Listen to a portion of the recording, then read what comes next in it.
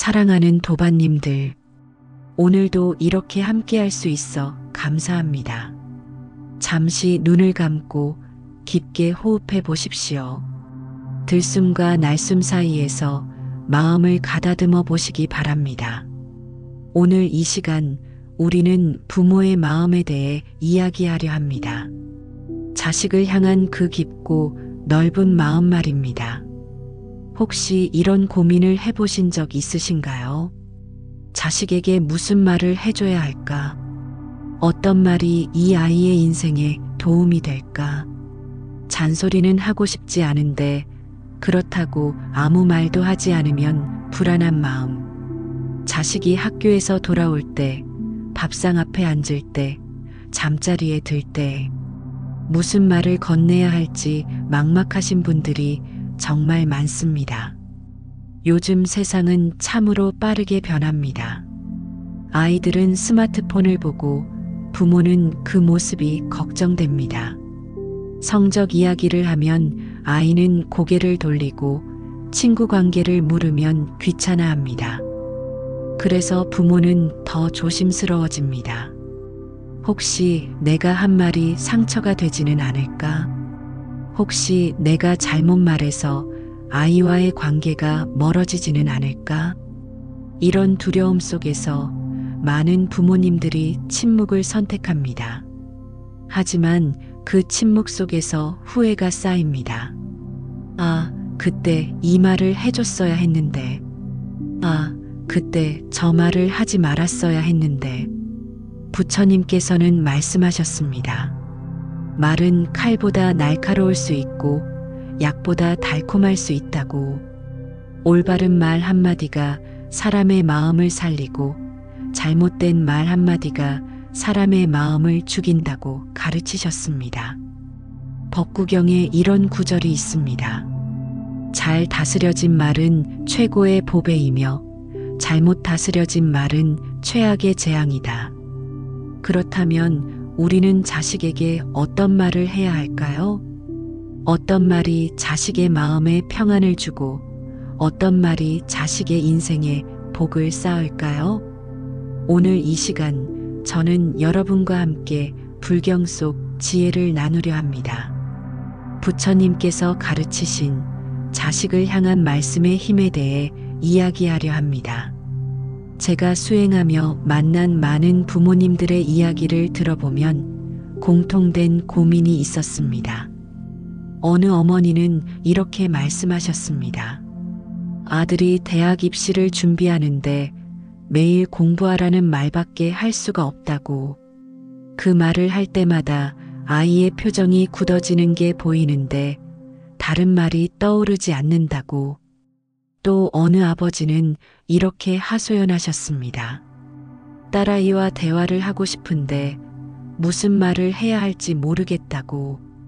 회사 일 이야기를 하면 아이는 관심 없어 하고 학교 이야기를 물으면 짧게 대답하고 방으로 들어간다고. 이런 부모님들의 마음이 얼마나 답답하겠습니까? 자식을 사랑하는 마음은 넘치는데 그 마음을 어떻게 표현해야 할지 모르는 것입니다. 부처님께서는 이런 부모의 마음을 누구보다 잘 아셨습니다. 부처님께서도 아들 라훌라를 두셨고 그 아이를 향한 가르침을 남기셨습니다. 라훌라는 부처님의 유일한 아들이었습니다. 부처님께서 출가하실 때 라훌라는 갓 태어난 아기였습니다.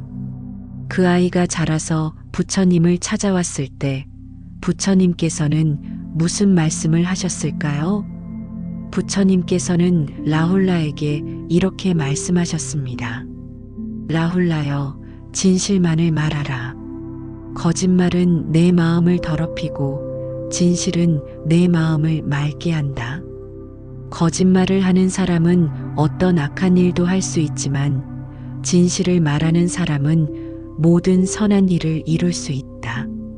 이 말씀 속에 담긴 뜻이 무엇일까요? 부처님께서는 아들에게 단순히 거짓말하지 말라고 하신 것이 아닙니다. 진실하게 살아가는 것이 곧 행복의 길이라고 가르치신 것입니다. 진실한 말, 진실한 행동, 진실한 마음. 이것이 바로 자식에게 물려줄 수 있는 가장 큰 유산입니다. 오늘날 많은 부모님들이 자식에게 물질적인 것을 남겨주려 애씁니다. 좋은 집, 좋은 차, 많은 재산. 물론 이런 것들도 중요합니다. 하지만 부처님께서 가르치신 것은 그보다 더 귀한 것이었습니다. 올바른 말씀, 올바른 가르침, 올바른 길. 이것이야말로 자식의 평생을 지켜줄 진짜 유산입니다. 법화경에 이런 구절이 있습니다. 부모가 자식에게 줄 수 있는 가장 큰 선물은 바른 법을 가르치는 것이다. 재물은 쓰면 없어지지만 바른 법은 평생 자식을 지켜준다. 그렇습니다.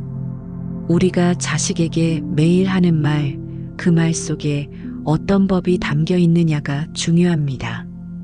공부하라는 말도 필요하지만 그보다 더 필요한 말이 있습니다. 바르게 살라는 말, 진실하게 살라는 말, 자비롭게 살라는 말. 이런 말들이 자식의 마음의 씨앗처럼 심어질 때 그 아이는 어떤 어려움 속에서도 흔들리지 않습니다. 저는 오랜 수행 생활 동안 많은 가정을 만났습니다. 어떤 집은 물질적으로 풍요로웠지만 가족 간의 대화가 없어 차갑고 쓸쓸했습니다. 또 어떤 집은 가난했지만 서로를 향한 따뜻한 말이 오가며 평안했습니다. 그 차이가 무엇이었을까요? 바로 말의 질이었습니다. 말이 있느냐 없느냐가 아니라 어떤 말을 하느냐가 그 집의 분위기를 만들었습니다. 화를 내는 말이 오가는 집은 항상 긴장되어 있었고 격려의 말이 오가는 집은 항상 편안했습니다.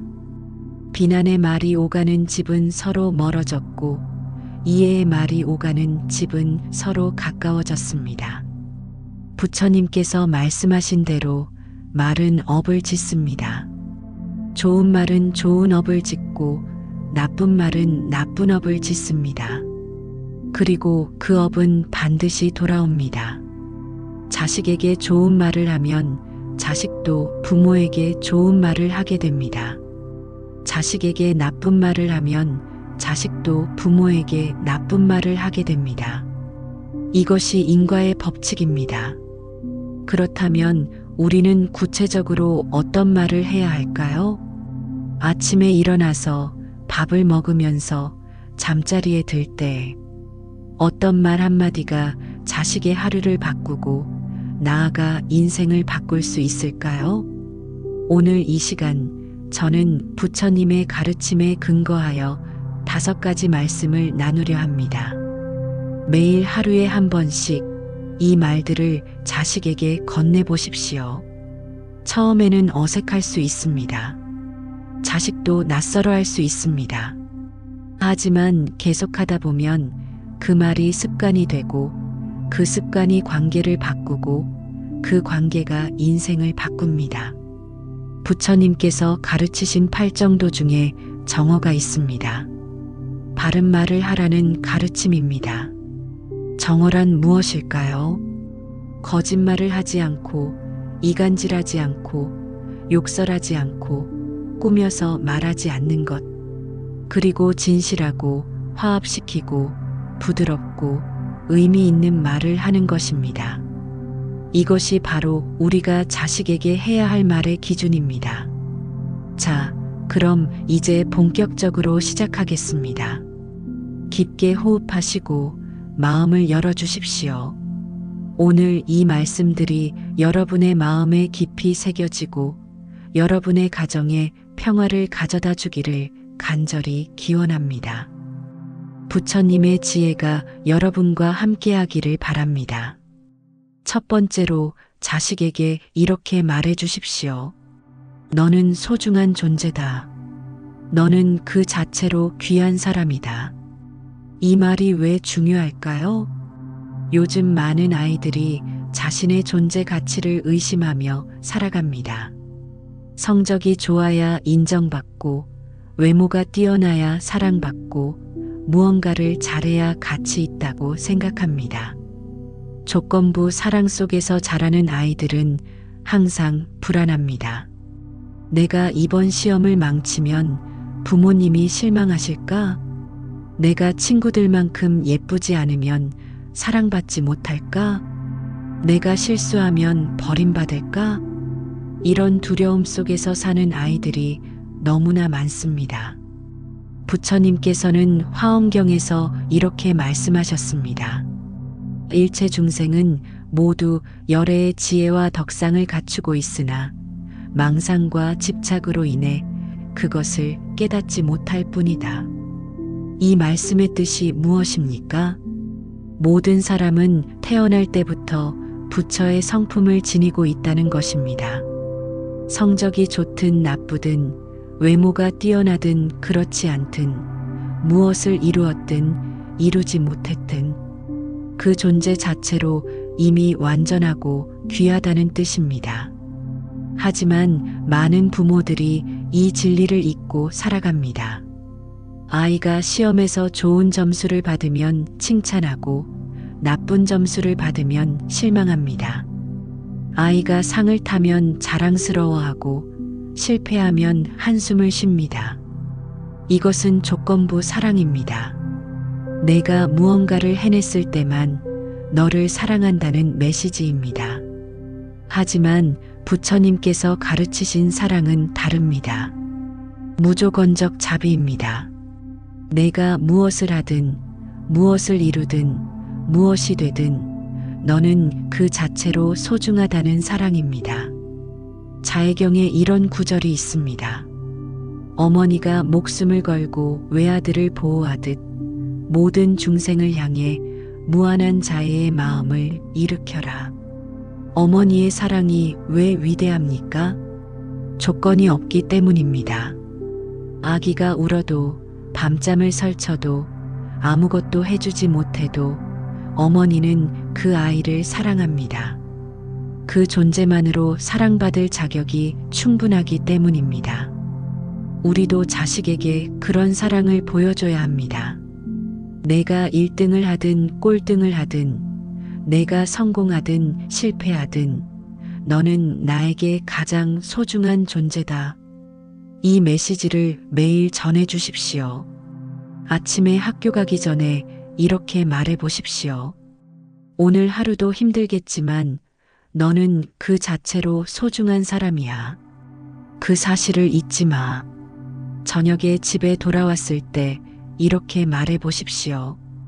오늘 어떤 일이 있었든 너는 우리 집의 보물이야. 내가 있어서 엄마 아빠는 행복해. 잠자리에 들기 전에 이렇게 말해 보십시오.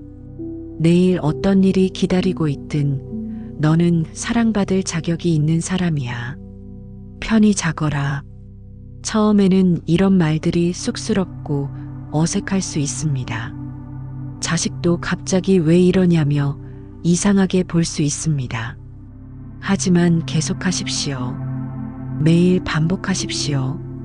그 말이 자식의 마음속 깊은 곳에 뿌리를 내릴 때까지. 제가 상담했던 한 어머니의 이야기를 들려드리겠습니다. 그 어머니의 아들은 중학교 2학년이었습니다. 성적이 중간쯤 되는 평범한 아이였습니다. 어머니는 늘 아들에게 공부하라고 잔소리했고 아들은 점점 말수가 줄어들었습니다. 그러던 어느 날 어머니는 아들의 일기장을 보게 되었습니다. 거기에는 이런 글이 적혀 있었습니다. 나는 왜 태어났을까? 나는 아무것도 잘하는 게 없는데 엄마는 내가 공부를 못해서 실망하실 거야. 나는 쓸모없는 사람인가 봐. 어머니는 그 글을 보고 눈물을 흘렸습니다. 자신이 아들에게 얼마나 큰 상처를 주었는지 깨달았습니다. 그날부터 어머니는 달라졌습니다. 매일 아침 아들을 깨우며 이렇게 말했습니다. 우리 아들, 오늘도 힘내. 너는 엄마에게 세상에서 가장 소중한 사람이야. 처음에 아들은 어리둥절해 했습니다. 갑자기 왜 이러시냐고 물었습니다. 하지만 어머니는 포기하지 않았습니다. 매일 같은 말을 반복했습니다. 한 달이 지나고, 두 달이 지나고, 석 달이 지났습니다. 어느 날 아들이 어머니께 이렇게 말했습니다. 엄마, 요즘 마음이 편해졌어요. 전에는 항상 불안했는데 이제는 괜찮아요. 제가 뭘 해도 엄마는 저를 사랑해 주시는 것 같아서요. 어머니는 그제야 알았습니다. 자신이 얼마나 중요한 말을 하고 있었는지, 그 말 한마디가 아들의 마음을 어떻게 치유하고 있었는지. 부처님께서는 말씀하셨습니다. 몸의 병은 약으로 치료할 수 있지만 마음의 병은 자비로운 말로 치료해야 한다. 우리 자식들이 앓고 있는 가장 큰 병은 무엇입니까? 존재 가치의 결핍입니다. 나는 사랑받을 자격이 있을까? 나는 인정받을 만한 사람일까? 이런 의심과 불안이 마음을 병들게 합니다. 그 병을 치유할 수 있는 약은 부모의 말입니다. 너는 소중하다. 너는 귀하다. 너는 사랑받을 자격이 있다. 이 말을 매일 들려주십시오. 마치 아침 햇살이 매일 동쪽에서 떠오르듯 이 말도 매일 규칙적으로 들려주십시오. 그러면 자식의 마음에 자존감이라는 나무가 자랍니다. 그 나무는 평생 자식을 지켜주는 든든한 버팀목이 됩니다. 어떤 어려움이 와도, 어떤 비난을 들어도, 어떤 실패를 겪어도 나는 소중한 존재라는 믿음이 있으면 다시 일어설 수 있습니다. 반대로 그 믿음이 없으면 작은 실패에도 무너집니다. 부처님께서 말씀하신 대로 마음이 모든 것의 근본입니다. 마음이 건강하면 삶이 건강하고 마음이 병들면 삶이 병듭니다. 자식의 마음을 건강하게 만드는 것, 그것이 부모가 할 수 있는 가장 큰 선물입니다. 그리고 그 선물은 거창한 것이 아닙니다. 매일 하는 말 한마디입니다. 너는 소중하다는 그 말 한마디입니다. 오늘부터 실천해 보십시오. 아침에 눈을 뜨면 자식에게 가장 먼저 이 말을 해주십시오. 너는 소중한 사람이야. 그리고 지켜보십시오. 한 달 후, 석 달 후, 1년 후 자식이 어떻게 변하는지, 표정이 밝아지고 말이 많아지고 자신감이 생기는 모습을 보게 될 것입니다. 두 번째로 자식에게 이렇게 말해 주십시오. 실수해도 괜찮아. 실패는 배움의 기회다. 이 말이 왜 필요할까요? 요즘 아이들은 실수를 두려워하며 삽니다. 완벽해야 한다는 압박감 속에서 살아갑니다. 한 번의 실수, 한 번의 실패가 인생을 망칠 것처럼 느낍니다. 그래서 새로운 도전을 피하고 안전한 길만 거두려 합니다.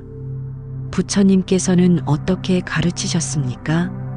법구경에 이런 구절이 있습니다.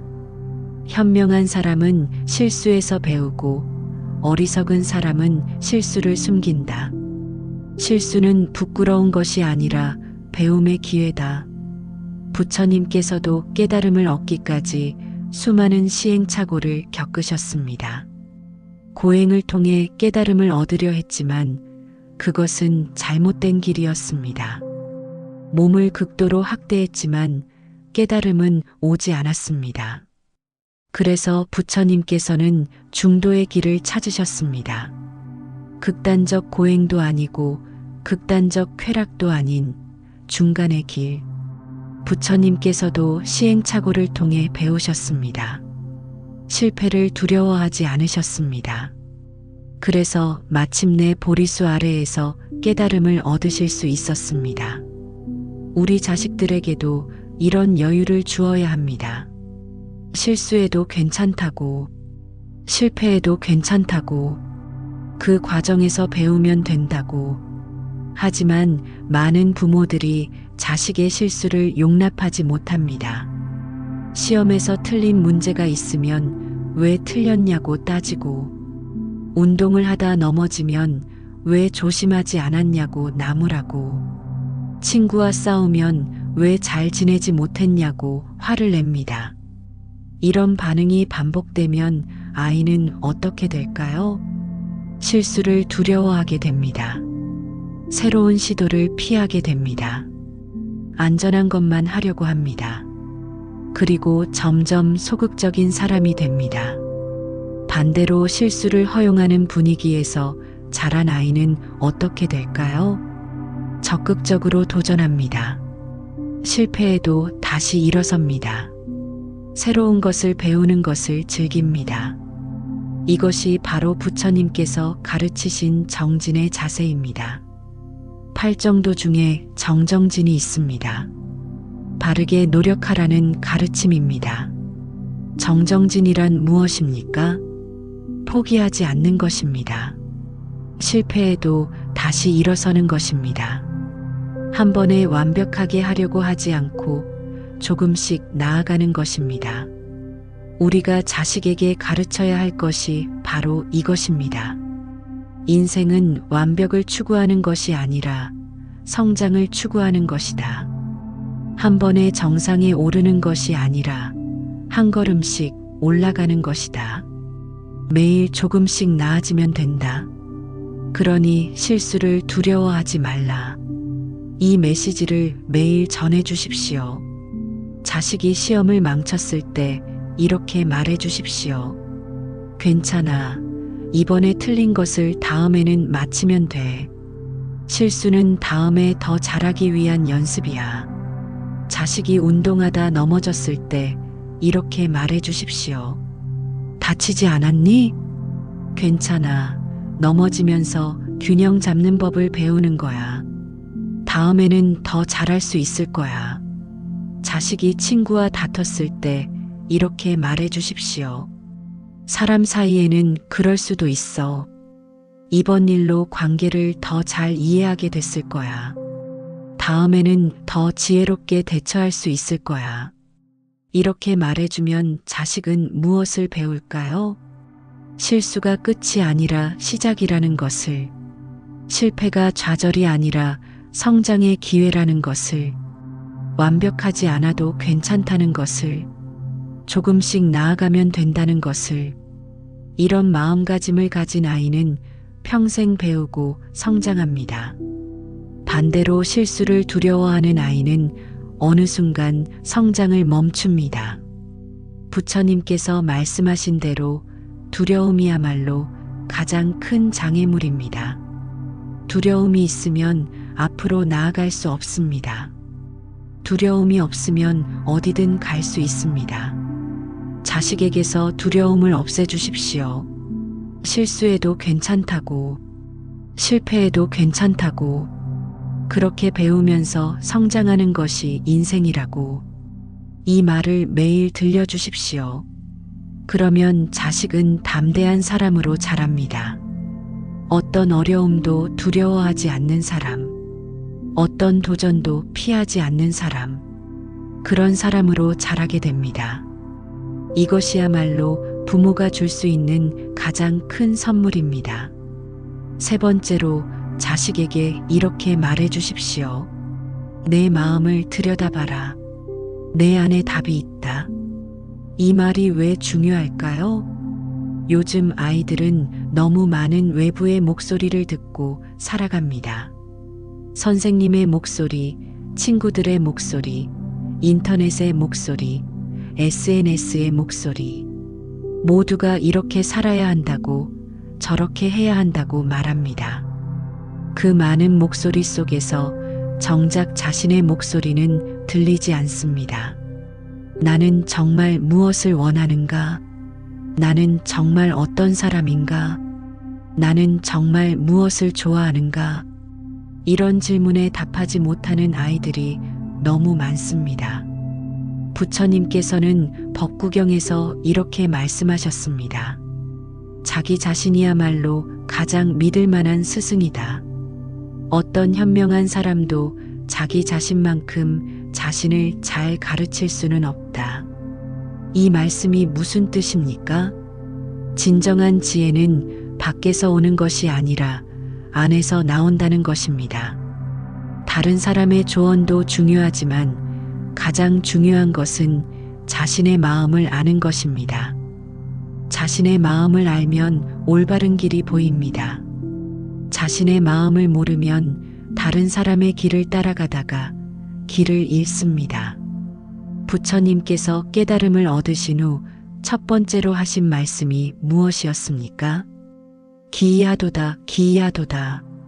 일체 중생이 열애의 지혜와 덕상을 구족하고 있으되 다만 망상 집착으로 인하여 증득하지 못하는구나. 모든 사람이 이미 부처의 성품을 갖추고 있다는 말씀입니다. 밖에서 부처를 찾을 필요가 없습니다. 안에 이미 부처가 있습니다. 다만 그것을 깨닫지 못하고 있을 뿐입니다. 선종의 조사들은 이렇게 가르쳤습니다. 마음 밖에서 부처를 찾지 말라. 부처는 내 마음 속에 있다. 내 마음이 곧 부처다. 이것이 바로 우리가 자식에게 가르쳐야 할 가장 중요한 진리입니다. 답은 밖에 있지 않다. 답은 내 안에 있다. 내 마음을 들여다보면 모든 것이 보인다. 하지만 많은 부모들이 자식에게 정반대로 가르칩니다. 다른 사람 말을 잘 들어라. 선생님 말씀을 따라라. 모범생을 보고 배워라. 이런 말들은 아이에게 외부 지향적인 태도를 심어줍니다. 밖에서 답을 찾으려는 습관을 만듭니다.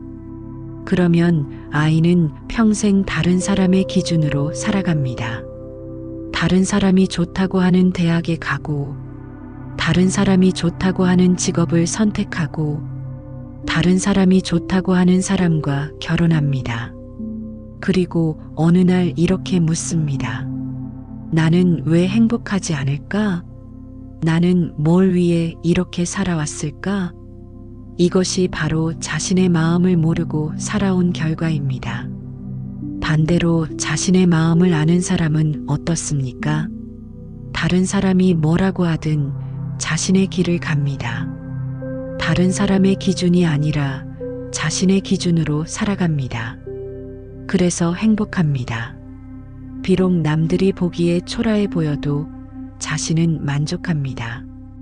왜냐하면 자신이 진정으로 원하는 것을 하고 있기 때문입니다. 부처님께서는 사념처 수행을 가르치셨습니다. 4가지를 관찰하라고 하셨습니다. 몸을 관찰하고, 느낌을 관찰하고, 마음을 관찰하고, 법을 관찰하라고. 이것이 바로 마음 챙김입니다. 자신을 들여다보는 수행입니다. 이 수행을 통해 자신이 누구인지 알 수 있습니다. 자신이 무엇을 느끼는지 알 수 있습니다. 자신이 무엇을 원하는지 알 수 있습니다. 우리도 자식에게 이런 수행을 가르쳐야 합니다. 거창한 것이 아닙니다. 매일 잠깐씩 자신의 마음을 들여다보는 시간을 갖는 것입니다. 저녁 식사 후에 이렇게 물어보십시오. 오늘 하루 어땠니? 마음이 어땠어? 무엇이 기뻤고 무엇이 슬펐니? 이런 질문을 통해 아이는 자신의 마음을 돌아보게 됩니다. 처음에는 잘 대답하지 못할 수 있습니다. 그냥 괜찮았어요 라고만 말할 수 있습니다. 하지만 계속 물어보십시오. 매일 같은 질문을 반복하십시오. 그러면 아이는 점점 자신의 마음을 들여다보는 습관을 갖게 됩니다. 오늘 수학 시간에 선생님이 칭찬해 주셔서 기뻤어요. 친구랑 다퉈서 속상했어요. 점심시간에 혼자 있어서 외로웠어요. 이렇게 구체적으로 자신의 감정을 말하게 됩니다. 이것이 바로 마음 챙김의 시작입니다. 자신의 감정을 알아차리는 것, 자신의 마음을 관찰하는 것, 이것이 모든 지혜의 시작입니다. 제가 만난 한 아버지의 이야기를 들려드리겠습니다. 그 아버지의 딸은 고등학교 1학년이었습니다. 성적도 좋고 착한 아이였습니다. 하지만 어느 날부터 우울해 보였습니다. 아버지가 물어봐도 아무 말도 하지 않았습니다. 그냥 괜찮다고만 했습니다. 아버지는 걱정이 되어 저를 찾아왔습니다. 저는 아버지께 이렇게 조언했습니다. 매일 저녁 딸에게 물어보십시오. 오늘 마음이 어땠니? 구체적으로 물어보십시오. 어떤 감정을 느꼈는지, 무엇 때문이었는지, 그리고 판단하지 말고 그냥 들어주십시오. 아버지는 그날부터 실천했습니다. 처음 일주일은 딸이 제대로 대답하지 않았습니다. 그냥 괜찮았어요 라고만 했습니다. 하지만 아버지는 포기하지 않았습니다. 매일 같은 질문을 반복했습니다. 두 번째 주가 되자 딸이 조금씩 마음을 열기 시작했습니다. 오늘 친구가 저를 무시하는 것 같아서 속상했어요. 세 번째 주가 되자 더 구체적으로 말하기 시작했습니다. 사실 저는 요즘 제가 뭘 하고 싶은지 모르겠어요. 공부는 하고 있지만 왜 하는지 모르겠어요. 친구들은 다 꿈이 있는데 저는 아무것도 없어요. 그래서 불안하고 우울해요. 아버지는 그제야 딸의 진짜 고민을 알게 되었습니다. 성적이 문제가 아니었습니다. 방향을 잃어버린 것이 문제였습니다. 자신이 무엇을 원하는지 모르는 것이 문제였습니다. 아버지는 딸에게 이렇게 말했습니다. 괜찮아. 내가 뭘 원하는지 모르는 것은 당연해. 천천히 내 마음을 들여다보면 답이 보일 거야. 매일 조금씩 내 마음을 관찰해봐.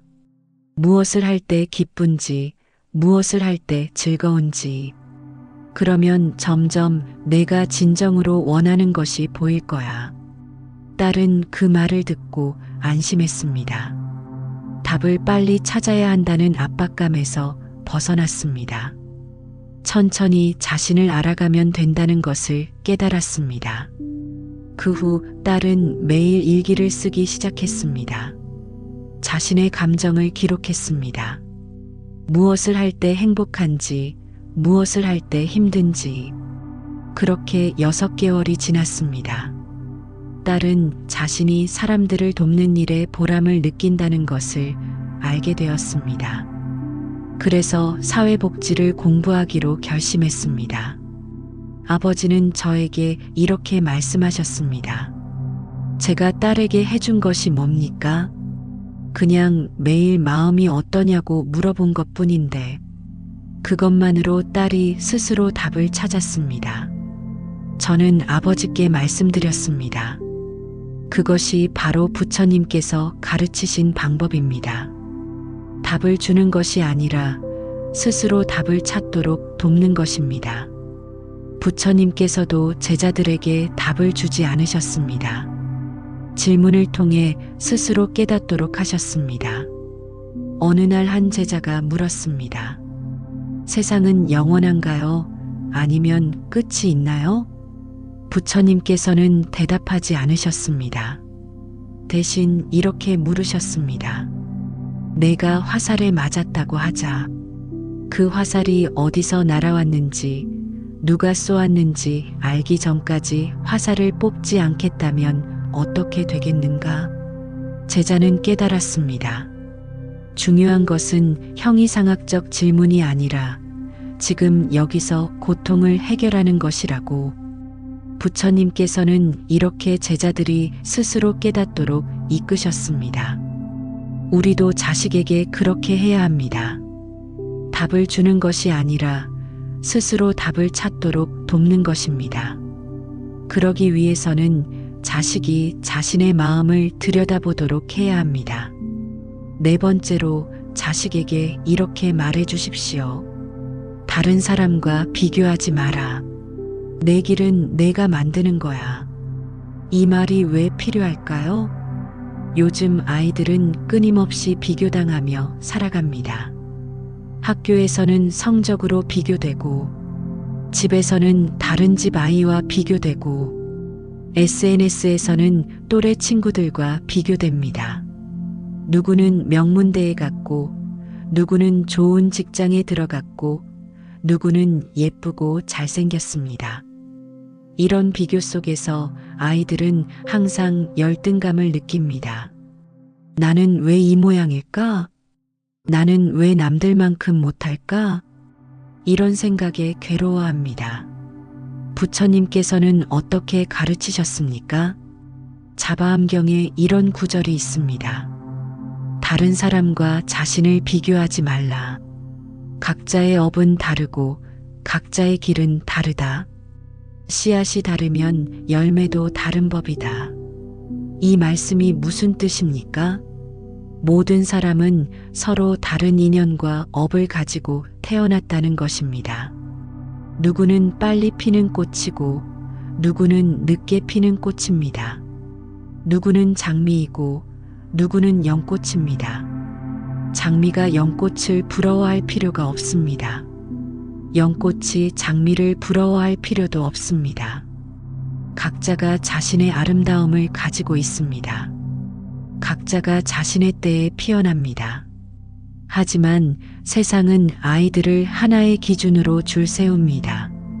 누가 1등이고 누가 꼴등인지, 누가 성공하고 누가 실패했는지, 이런 기준으로 사람을 평가합니다.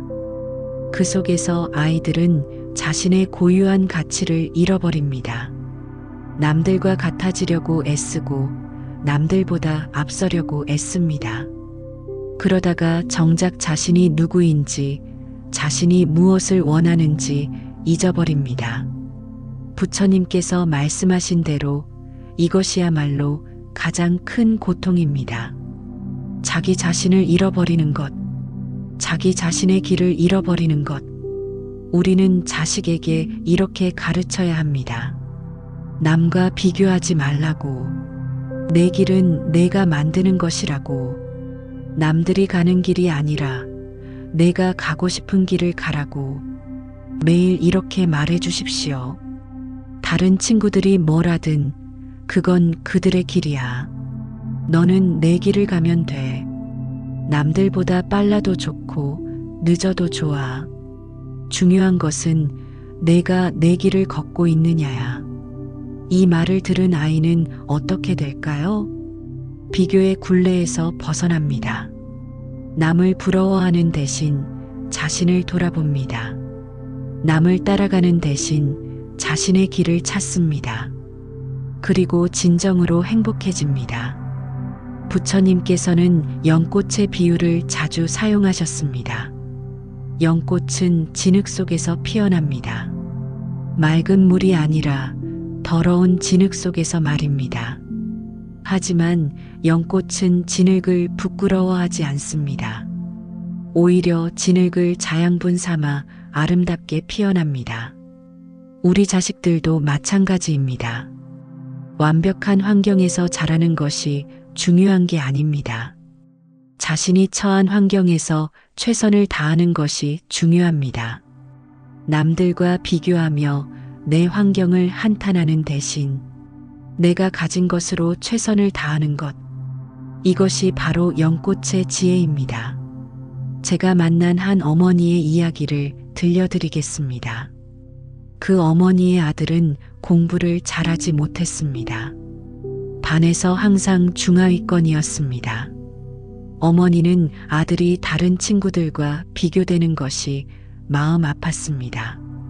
학부모 모임에 가면 다른 엄마들이 자식 자랑을 할 때 어머니는 입을 다물고 있어야 했습니다.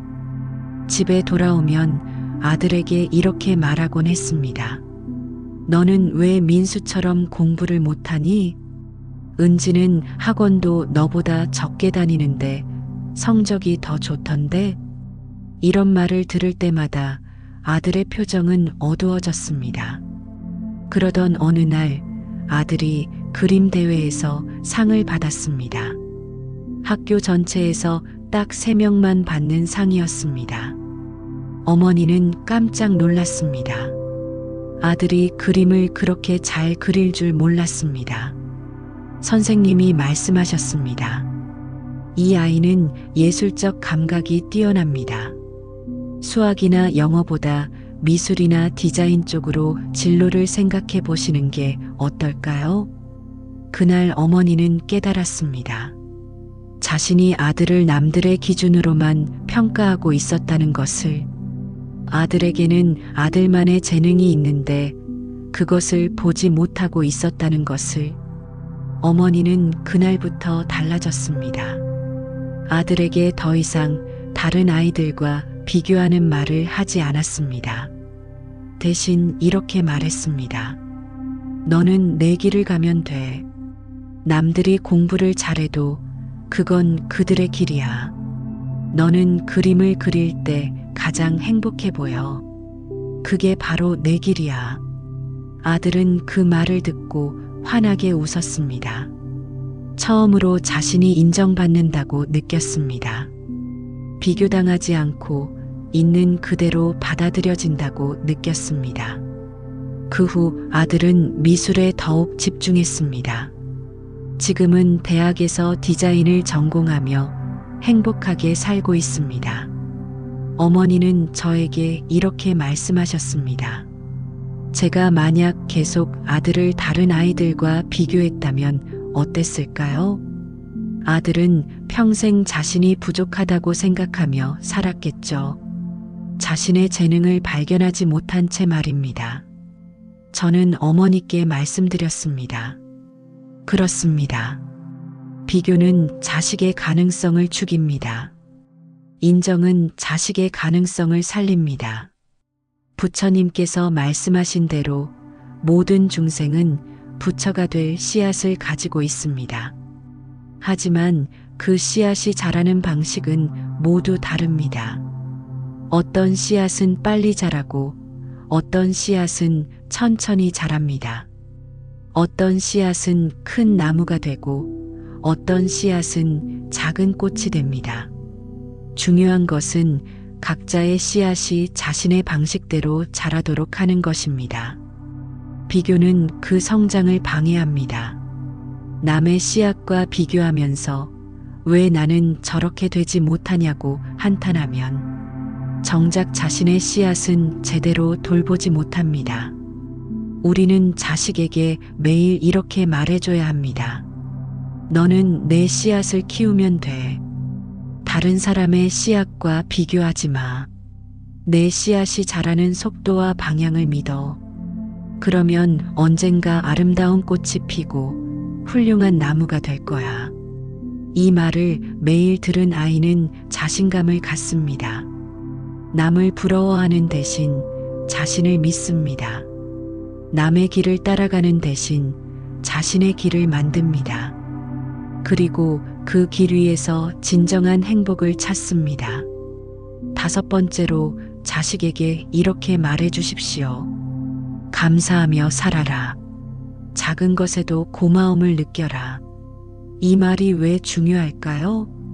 요즘 아이들은 너무 많은 것을 당연하게 여기며 삽니다. 아침에 눈을 뜨는 것도, 밥을 먹는 것도, 학교에 가는 것도 모든 것이 당연합니다. 그래서 불평이 많습니다. 왜 아침 일찍 일어나야 해? 왜 이런 반찬밖에 없어? 왜 학교를 가야 해? 당연하게 여기면 감사할 줄 모릅니다. 감사할 줄 모르면 행복할 수 없습니다. 부처님께서는 증이라 함경에서 이렇게 말씀하셨습니다. 지혜로운 사람은 작은 은혜도 잊지 않는다. 한 끼의 밥, 한 잔의 물, 한마디의 말. 이 모든 것이 은혜임을 안다. 이 말씀이 무슨 뜻입니까? 세상 모든 것이 은혜라는 것입니다. 우리가 지금 숨 쉬고 있는 것도 은혜입니다. 공기가 있기 때문입니다. 우리가 지금 밥을 먹을 수 있는 것도 은혜입니다. 농부가 땀 흘려 벼를 키웠기 때문입니다. 우리가 지금 글을 읽을 수 있는 것도 은혜입니다. 선생님이 가르쳐 주셨기 때문입니다. 이렇게 하나하나 따져보면 우리 삶의 모든 순간이 은혜로 가득합니다. 하지만 우리는 그것을 당연하게 여깁니다. 그래서 감사할 줄 모릅니다. 부처님께서는 사홍서원을 가르치셨습니다. 중생무변서원도, 번뇌무진서원단, 법문무량서원학, 불도무상서원성. 이 중에서 가장 먼저 나오는 것이 무엇입니까? 중생무변서원도. 중생이 끝없으니 모두 제도하기를 원한다는 뜻입니다. 왜 이것이 가장 먼저 나올까요? 모든 수행의 시작은 감사와 자비이기 때문입니다. 내가 이렇게 살 수 있는 것은 수많은 사람들 덕분이다. 그 은혜를 갚기 위해 나도 다른 사람을 돕겠다. 이것이 바로 수행의 출발점입니다. 우리가 자식에게 가르쳐야 할 것도 이것입니다. 세상 모든 것이 은혜라는 것, 그 은혜에 감사하며 살라는 것, 그리고 받은 은혜를 다른 사람에게 베풀라는 것. 하지만 많은 부모들이 자식을 풍족하게 키웁니다. 원하는 것은 다 사주고 하고 싶은 것은 다 하게 해줍니다. 그러면 아이는 무엇을 배울까요? 모든 것이 당연하다고 배웁니다. 내가 원하면 다 얻을 수 있다고 배웁니다. 그래서 감사할 줄 모릅니다. 베풀 줄도 모릅니다. 오히려 더 많은 것을 요구합니다. 이것은 자식을 위하는 것이 아니라 자식을 망치는 것입니다. 반대로 감사를 가르치는 부모는 어떻습니까? 많은 것을 주지 않아도 아이는 감사할 줄 압니다. 작은 것에도 기뻐합니다. 그리고 남에게 베풀 줄 압니다. 이런 아이가 진정으로 행복합니다. 제가 만난 한 가정의 이야기를 들려드리겠습니다.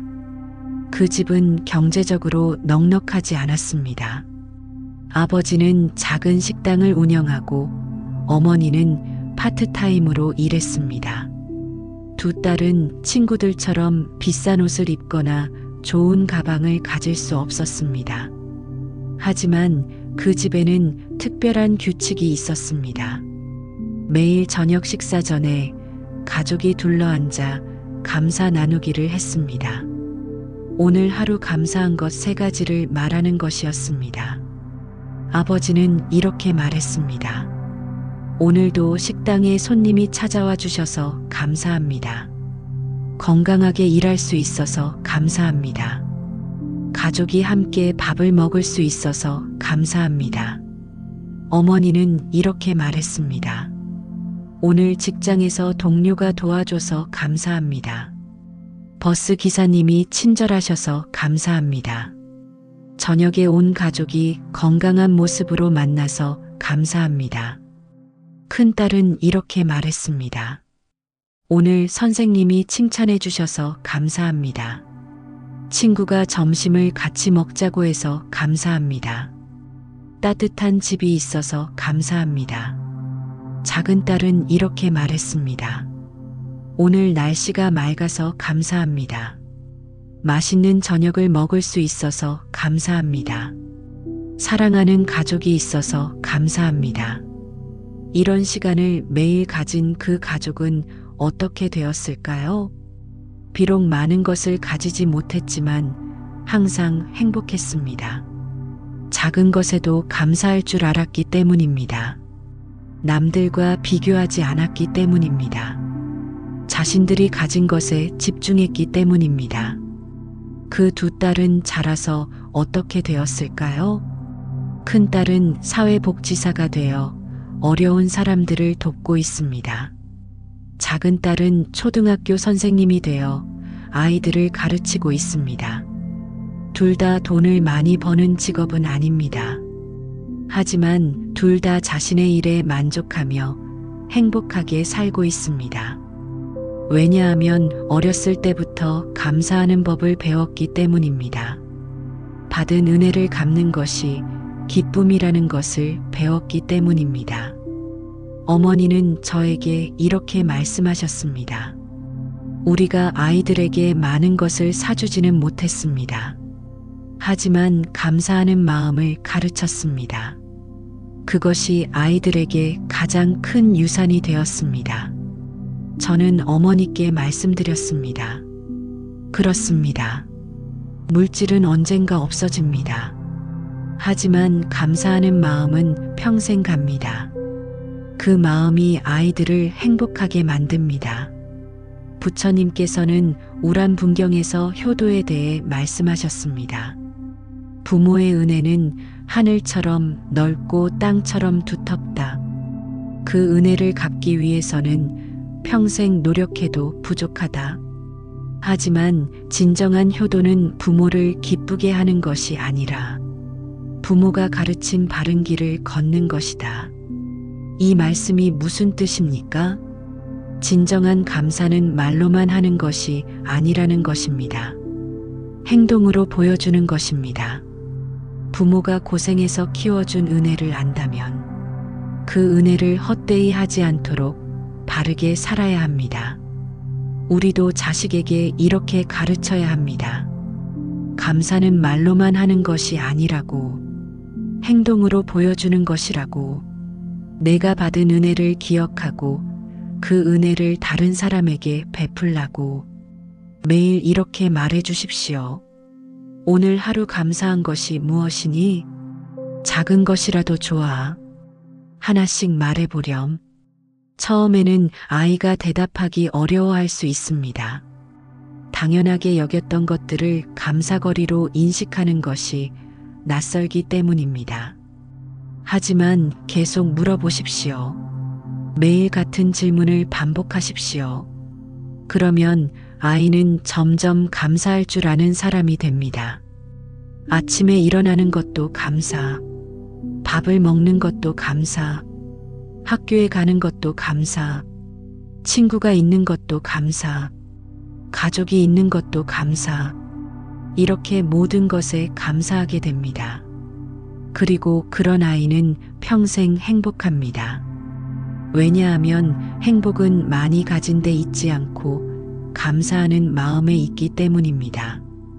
부처님께서 말씀하신 대로 마음이 평화로우면 천국이 따로 없습니다. 감사하는 마음이야말로 평화로운 마음입니다.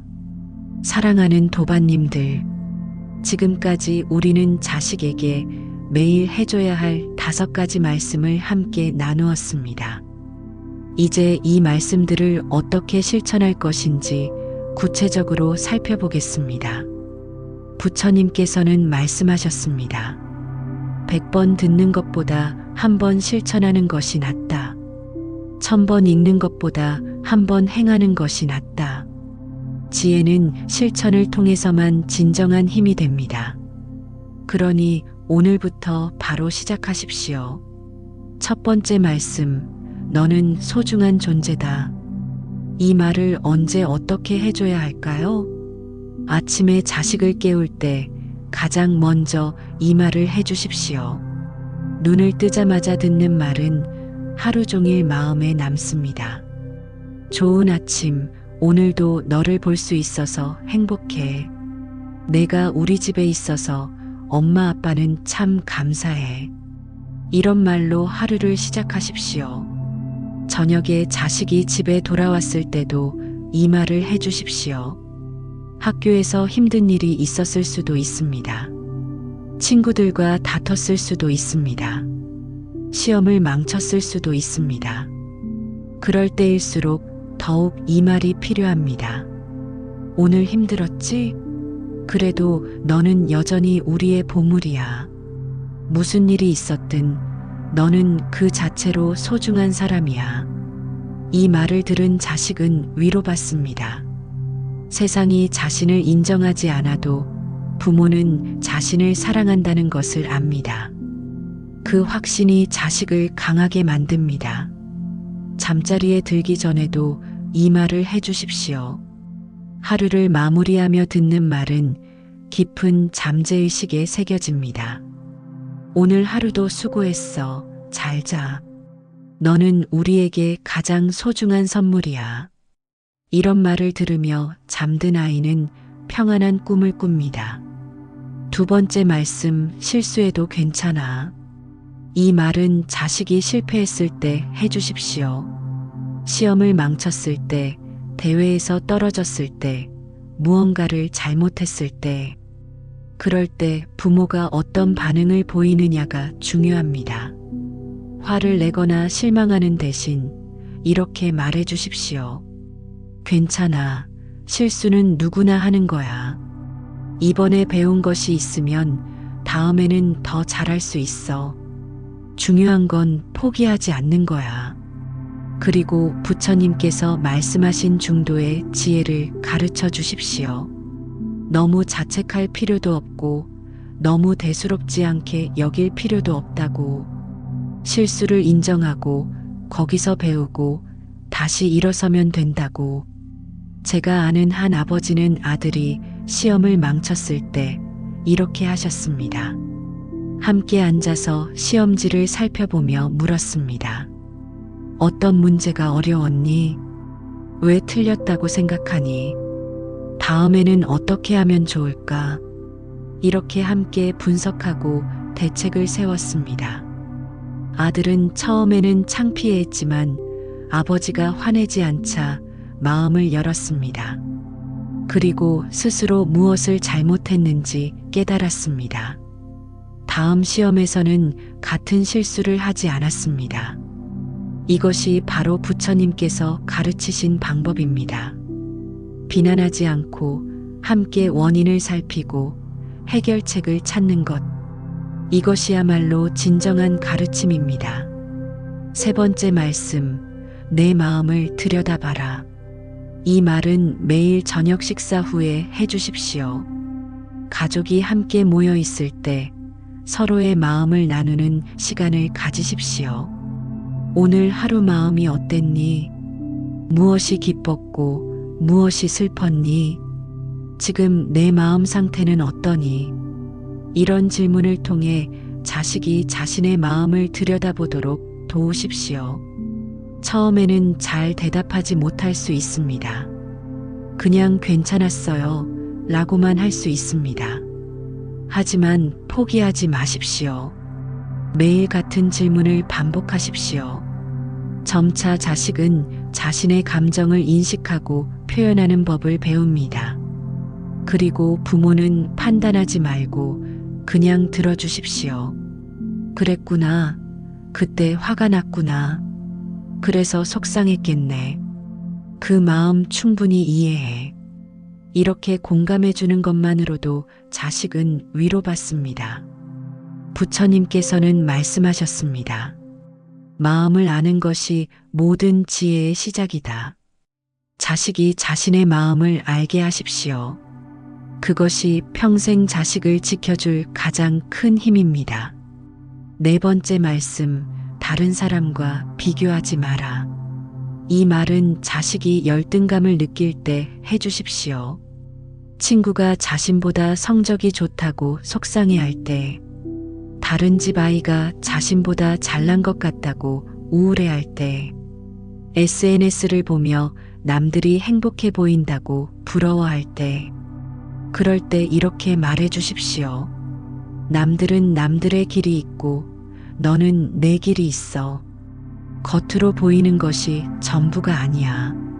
중요한 건 내가 내 인생에 만족하느냐야. 그리고 구체적으로 자식의 강점을 말해 주십시오. 너는 친구들에게 친절하잖아. 너는 동생을 잘 챙겨주잖아. 너는 끈기가 있잖아. 이렇게 자식만의 고유한 가치를 인정해 주십시오. 부처님께서 말씀하신 대로 모든 사람은 다른 재능을 가지고 태어났습니다. 누구는 지혜의 재능이 있고 누구는 자비의 재능이 있습니다. 누구는 인내의 재능이 있고 누구는 용기의 재능이 있습니다. 자식의 재능을 발견하고 인정해 주십시오. 그러면 자식은 비교에서 벗어나 자신의 길을 걷습니다. 5번째 말씀, 감사하며 살아라. 이 말은 매일 3번 해주십시오. 아침에 일어났을 때 오늘도 건강하게 일어났구나. 감사하다. 점심을 먹을 때 이렇게 맛있는 음식을 먹을 수 있어서 감사하다. 저녁에 잠들기 전에 오늘 하루도 무사히 보냈구나. 감사하다. 부모가 먼저 감사하는 모습을 보이십시오. 자식은 부모를 보고 배웁니다. 부모가 감사하면 자식도 감사하게 됩니다. 그리고 가족끼리 감사 나누기 시간을 가지십시오. 저녁 식사 전이나 후에 돌아가며 오늘 감사한 것 3가지씩 말하는 것입니다. 처음에는 어색할 수 있습니다. 하지만 계속하면 습관이 됩니다. 그리고 그 습관이 가족의 분위기를 바꿉니다. 불평하는 집에서 감사하는 집으로, 어두운 집에서 밝은 집으로, 부처님께서 말씀하신 대로 감사는 모든 덕의 근원입니다. 감사하는 마음이 자비를 낳고 자비가 지혜를 낳습니다. 사랑하는 도반님들, 이 5가지 말씀을 정리해 보겠습니다. 첫째, 너는 소중한 존재다. 자식의 존재 자체를 긍정하고 사랑하십시오. 조건 없이 있는 그대로 인정하십시오. 둘째, 실수해도 괜찮아. 자식이 실패를 두려워하지 않도록 해주십시오. 실수는 배움의 기회임을 가르치십시오. 셋째, 내 마음을 들여다봐라. 자식이 자신의 마음을 알도록 도우십시오. 내면의 지혜를 발견하도록 이끄십시오. 넷째, 다른 사람과 비교하지 마라. 자식이 자신만의 길을 찾도록 격려하십시오. 남의 기준이 아닌 자신의 기준으로 살도록 하십시오. 5째, 감사하며 살아라. 자식이 작은 것에도 고마워할 줄 알도록 가르치십시오. 감사하는 마음이 행복의 열쇠임을 깨닫게 하십시오. 이 5가지 말씀은 부처님께서 가르치신 팔정도와 연결됩니다. 너는 소중한 존재다는 정견입니다. 올바른 관점으로 자신과 세상을 보는 것입니다. 실수해도 괜찮아는 정정진입니다. 포기하지 않고 계속 나아가는 것입니다. 내 마음을 들여다봐라는 정념입니다. 마음을 챙기고 관찰하는 것입니다. 다른 사람과 비교하지 마라는 정사유입니다. 올바르게 생각하고 판단하는 것입니다. 감사하며 살아라는 정어입니다. 고운 말과 감사의 말을 하는 것입니다. 이렇게 5가지 말씀은 부처님의 가르침과 하나로 연결됩니다. 우리가 자식에게 이 말들을 해주는 것은 단순히 좋은 말을 하는 것이 아닙니다. 부처님의 지혜를 전하는 것입니다. 깨달음의 씨앗을 심어주는 것입니다. 제가 수행하며 깨달은 것이 있습니다. 말에는 힘이 있다는 것입니다. 좋은 말은 좋은 업을 짓고 그 업은 반드시 결실을 맺습니다. 부모가 자식에게 매일 좋은 말을 하면 자식의 마음에 좋은 씨앗이 심어집니다. 그 씨앗은 천천히 자라서 언젠가 아름다운 꽃이 되고 훌륭한 열매가 됩니다. 하지만 이것은 하루아침에 이루어지지 않습니다. 매일매일 꾸준히 해야 합니다. 마치 농부가 매일 밭에 물을 주듯이, 마치 수행자가 매일 좌선하듯이 부모도 매일 자식에게 이 말들을 해줘야 합니다. 한 달 후에 변화가 보이지 않아도 포기하지 마십시오. 3달 후에도 달라진 것이 없는 것 같아도 계속하십시오. 씨앗이 땅속에서 싹을 틀 때는 보이지 않습니다. 하지만 분명히 자라고 있습니다. 어느 날 갑자기 땅을 뚫고 올라옵니다. 자식도 마찬가지입니다. 당장 눈에 보이는 변화가 없어도 마음속에서는 변화가 일어나고 있습니다. 부모의 말이 자식의 마음에 쌓이고 쌓여서 언젠가 큰 변화를 만들어냅니다. 그러니 인내하십시오. 꾸준히 실천하십시오. 부처님께서 말씀하신 대로 한 방울 한 방울 떨어지는 물이 결국 항아리를 채웁니다. 작은 실천이 쌓이고 쌓여서 큰 결과를 만들어냅니다. 제가 아는 한 어머니는 이 5가지 말씀을 10년간 실천하셨습니다. 아들이 초등학교 3학년 때부터 시작해서 대학생이 될 때까지 매일 빠짐없이 이 말들을 해주셨습니다. 처음에는 아들이 별 반응이 없었습니다. 그냥 엄마가 하는 말이려니 했습니다. 하지만 시간이 지나면서 조금씩 달라졌습니다. 아들은 점점 밝아졌고 자신감이 생겼고 남을 배려하게 되었습니다. 그리고 대학에 입학한 후 어느 날 어머니께 이렇게 말했습니다. 엄마, 저는 어렸을 때 엄마가 매일 해주신 그 말들이 정말 좋았어요. 그때는 몰랐는데 지금 생각해보니 그 말들이 저를 이렇게 만들어준 것 같아요. 제가 힘들 때마다 엄마의 그 말들이 생각났어요. 나는 소중한 사람이다. 실수해도 괜찮다. 내 길을 가면 된다. 그 말들이 저를 지켜줬어요. 어머니는 눈물을 흘렸습니다. 10년간의 노력이 헛되지 않았다는 것을 알았습니다. 사랑하는 도반님들, 오늘 이 시간이 끝나면 바로 실천하십시오. 내일부터가 아니라 오늘부터, 나중에가 아니라 지금 바로 자식에게 다가가서 이렇게 말하십시오. 너는 나에게 정말 소중한 사람이야. 그 말 한마디로 시작하십시오. 그리고 매일 계속하십시오. 때로는 바쁘고, 때로는 피곤하고, 때로는 화가 날 수도 있습니다. 그래도 잊지 말고 이 말들을 해주십시오. 부처님께서 말씀하신 대로 좋은 습관을 만드는 것이 수행입니다. 자식에게 좋은 말을 하는 습관. 이것이야말로 부모가 할 수 있는 가장 위대한 수행입니다. 이제 잠시 함께 명상하는 시간을 갖겠습니다. 편안하게 앉으십시오. 눈을 감으십시오. 깊게 숨을 들이마시고 천천히 내쉬십시오. 들숨의 평화를, 날숨의 감사를 담으십시오. 이제 자식의 얼굴을 떠올려 보십시오. 그 아이가 처음 태어났을 때를 기억하십시오. 얼마나 작고 연약했는지, 얼마나 귀엽고 사랑스러웠는지, 그때 당신은 어떤 마음이었습니까? 그저 건강하게 자라주기만 바랐을 것입니다. 행복하게 살아주기만 바랐을 것입니다. 그 순수한 마음을 다시 떠올리십시오. 그리고 지금의 자식을 바라보십시오. 많이 자랐지만 여전히 당신의 아이입니다. 여전히 사랑받아야 할 존재입니다. 여전히 격려가 필요한 사람입니다. 마음속으로 자식에게 말하십시오. 너는 소중한 사람이야.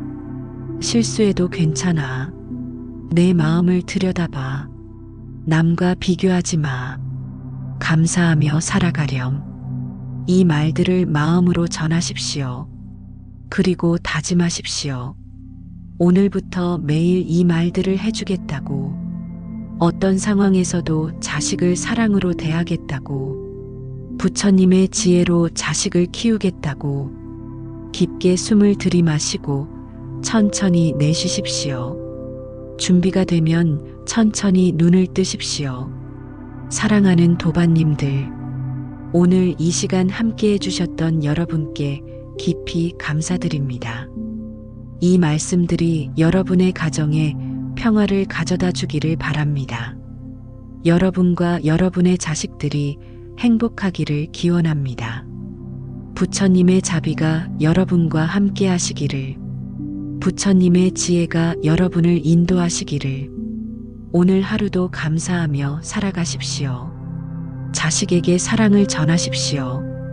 그 사랑이 이 세상을 조금 더 밝게 만들 것입니다.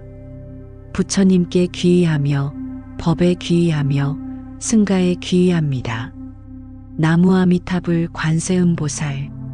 모든 중생이 행복하기를, 모든 부모와 자식이 평화롭기를, 모든 가정에 부처님의 자비가 함께하기를. 나무아미타불 관세음보살. 평안하십시오.